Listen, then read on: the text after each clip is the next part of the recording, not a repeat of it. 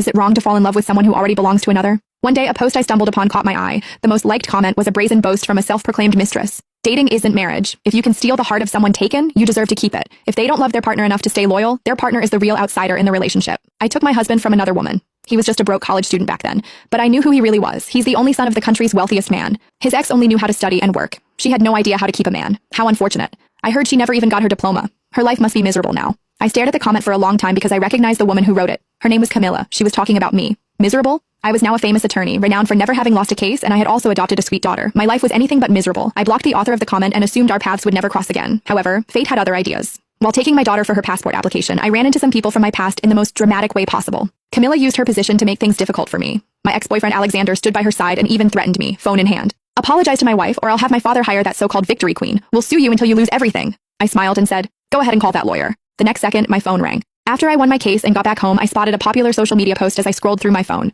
Is it wrong to fall in love with someone who already belongs to another? The answer with the most likes was from someone named Camilla. Being in love isn't the same as being married. If you can steal the heart of someone taken, you deserve to keep it. If they don't love their partner enough to stay loyal, their partner is the real outsider in the relationship. I'm the perfect example. I checked out her profile and it was all pictures of diamond rings, big houses, and private jets. She wrote all about how she stole a broke student's boyfriend. She described making them misunderstand each other, breaking up their relationship, and finally taking her place. He was actually the only son of a super rich guy. He was hiding it because he wanted to see what life was like for normal people. Now, he's the CEO of a big company. We're married and really happy together. His ex-girlfriend couldn't take the shock. It looks like she tried to end it all and she didn't even finish school. If you can't keep your man, who else can you blame but yourself? The comments were all saying how great she was. You're so awesome. That other girl just wasn't good enough to keep a guy with so much going for him. I felt a lump in my throat. She was talking about me. I was the girl who was not good enough. When I felt the most hopeless, I took too many sleeping pills and had to have surgery. However, I found my little angel the day I left the hospital. Mommy? My daughter ran over with her toy and hugged me, making me forget about everything negative in my head. I need you, Mommy. I can't sleep without you. I held her close, smelling her sweet baby smell, and I started to feel warm again. When will Grandma wake up? She asked, lying next to me and holding onto my shirt.